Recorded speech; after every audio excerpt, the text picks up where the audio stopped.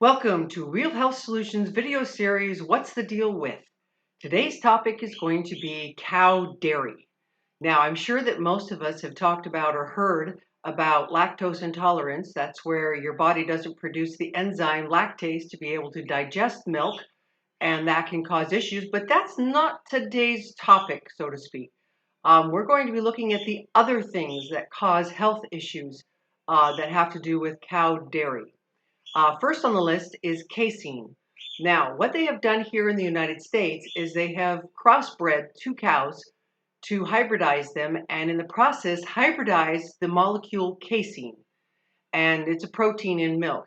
And the problem is that this hybridized, restructured protein is not recognizable to the body and causes an immune response that leads to inflammation and causes leaky gut and allows this molecule, this protein, to actually leak out into the bloodstream from the intestines, leaky gut, to be able to actually start causing an immune response and inflammation anywhere in the body. The primary place that this causes the most havoc is your thyroid.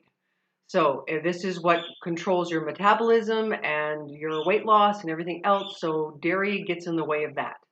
Now, next on the list is, what are they feeding the cows? Well, you may have heard or may have seen there was a news story out about a turned over truck that was full of defective Skittles, and they asked it where it was going, and it said that its destination for delivery was a dairy farm. So they were actually mixing Skittles into their food. Next, on top of that, then they're also feeding them grains, which is not their natural food. And what do you feed a cow to make it fat? You feed it grains. So this is problematic because, I'm thinking that most cows are probably diabetic, which of course is going to be releasing all sorts of stuff into their milk. So again, that's a problem. Next on the list, of course, the grains, of course, are GMO and highly sprayed with glyphosate, and glyphosate crosses into the bloodstream and gets deposited into and collected into their tissues, including their milk.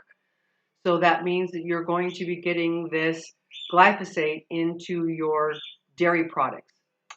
What else? So this is going to be causing, again, glyphosate is an antibiotic. It is patented as an antibiotic, which means that you are getting low dose antibiotics every time that you are eating or drinking cow dairy products. Next on the list, of course, is they are giving them antibiotics because of the way that they're raised. They're not grass-fed. They're grain-fed. They're in pens. So they get sick, so they have to give them antibiotics, which of course is toxic to the body, killing off their microbiome and causing them all sorts of issues. Plus, they're giving them hormones because it's not natural for a cow to produce milk for a baby for 10 years or whatever the time frame is. It's not natural for them, so they have to give them different types of hormones to be able to continue that process for them. So there's huge amounts of stuff that you're going to find in dairy. And so it's best to just completely avoid it or go with raw organic if you're going to have to. I'll tell you, cheese is like my favorite food in the whole wide world. But when I gave up all cow dairy, I lost 30 pounds in just over 60 days. That's how inflammatory it was to me. And since removing it, my thyroid, I was hypothyroid, and my thyroid is starting to recover. So all the antibodies and everything else that were being produced in my body towards my thyroid are now down-regulated, and my autoimmune response is going down, and I'm doing much better that I am now off of cow dairy. Now, do I miss it? Yes. But I have changed over to the vegan forms of cheese, and I am perfectly happy with almond milk and coconut milk. And so I don't feel like I miss anything. The only thing I feel like I really miss is butter.